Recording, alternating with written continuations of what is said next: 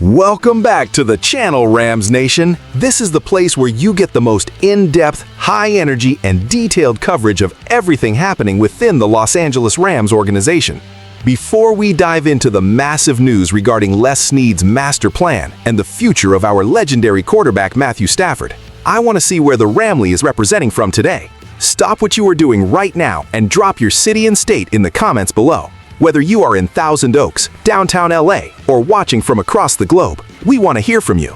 And while you are down there, hit that like button and subscribe to the channel so you never miss a single update during what is shaping up to be the most critical offseason in recent memory. We have a lot of ground to cover today, and we are going to start with the strategic brilliance of General Manager Les Snead. You see, the Los Angeles Rams have always been known for their aggressive F-them picks mentality. But lately, we have seen a shift, a forward-thinking evolution in how Les Snead operates. The news just became official. The trade details between the Rams and the Atlanta Falcons have been finalized following the conclusion of the regular season.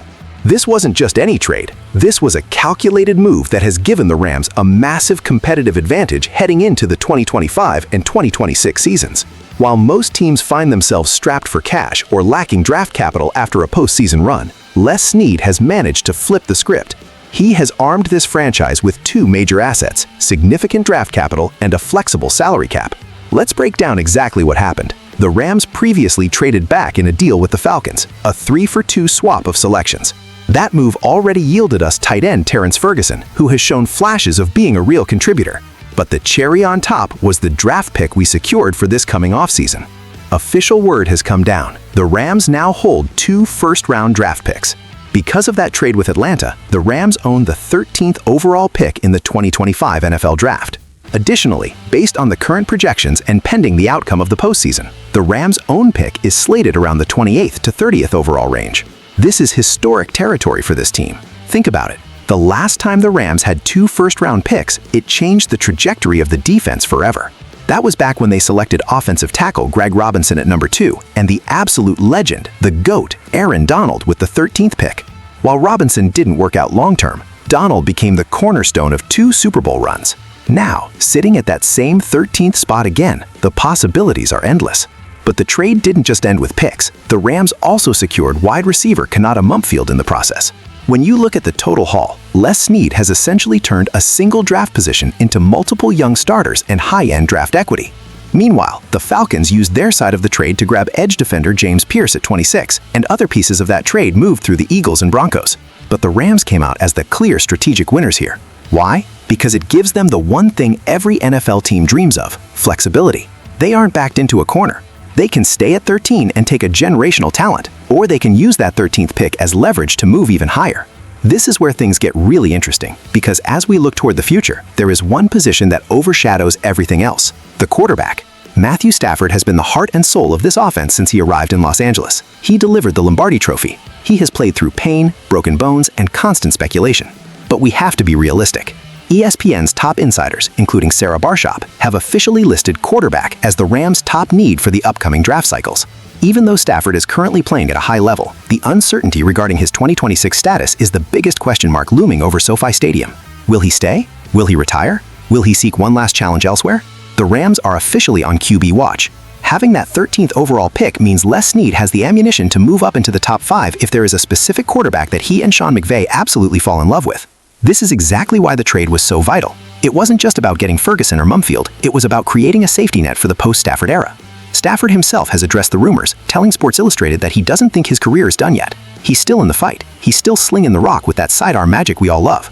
But the NFL is a business, and Les Snead is a business genius. If Stafford returns for 2026, which would be the final year of his massive 2-year, $80 million deal, it would be a dream scenario for the Rams. It would allow them to either draft a successor to sit and learn behind the veteran, or use their cap space to load up on more weapons to give Stafford one last ride to a championship. But what if he doesn't? What if the injuries catch up? That's what we're going to dive into in the second part of this video. We're going to look at the salary cap, the specific players they might target at 13, and how Sean McVay's offensive scheme might change if a rookie takes the reins. Don't go anywhere, because the analysis is about to get even deeper. Make sure you've commented your city, because we're heading into the deep dive right now. Now, let's get into the nitty-gritty of the financial and tactical side of this massive Rams update. When we talk about the salary cap, we are talking about the lifeblood of an NFL roster. For years, critics said the Rams were in cap hell, But Les Snead has proven the doubters wrong once again. By finalizing these trade details and managing the contracts of veteran stars, the Rams are heading into this offseason with a surprising amount of breathing room. This cap space is the X factor. If Matthew Stafford decides to return for the 2026 season, the Rams can use that money to fortify the offensive line, ensuring their star QB stays upright, or they can go after a big-name free agent to replace some of the production lost in the defensive secondary. However, if Stafford were to move on, that cap space becomes a war chest. A quarterback on a rookie deal is the single most valuable asset in professional sports. Look at the teams currently dominating the league. Many of them are built around high-performing QBs who aren't yet making $40 or $50 million a year. If the Rams use that 13th pick or trade up to select a young signal caller, they could potentially surround that rookie with an all-pro cast using the money they save. This is the forward-thinking approach that the news reports are buzzing about. Les Snead isn't just looking at the next game. He's looking at the next half-decade. The flexibility provided by the Atlanta trade cannot be overstated. By having 2 first-round picks, the Rams can essentially address 2 needs at once. They could take a tackle to protect the blind side and a quarterback to lead the future. Or they could go best player available and grab a defensive powerhouse who reminds us of a young Aaron Donald. Speaking of Aaron Donald, let's reflect on that 13th pick history for a moment. When you have a pick in the mid-teens, you are in the sweet spot of the draft. You aren't paying the astronomical prices of a top 3 pick, but you are still high enough to get a blue-chip prospect. The fact that the Rams' own pick is projected in the late 20s or 30s means they have 2 bites at the apple. 1 pick for a blue-chip star and 1 pick for a late-round value play. This is how dynasties are sustained. Sean McVay is widely considered one of the most brilliant offensive minds in the history of the game. Give a man like McVay a top 15 talent at wide receiver or tight end, and he will manipulate defenses in ways we haven't even seen yet. Terrence Ferguson is already in the building, and with another year in the system, he could become a primary target. But imagine adding a top-tier deep threat with that 13th pick. The Rams' offense would become truly unstoppable.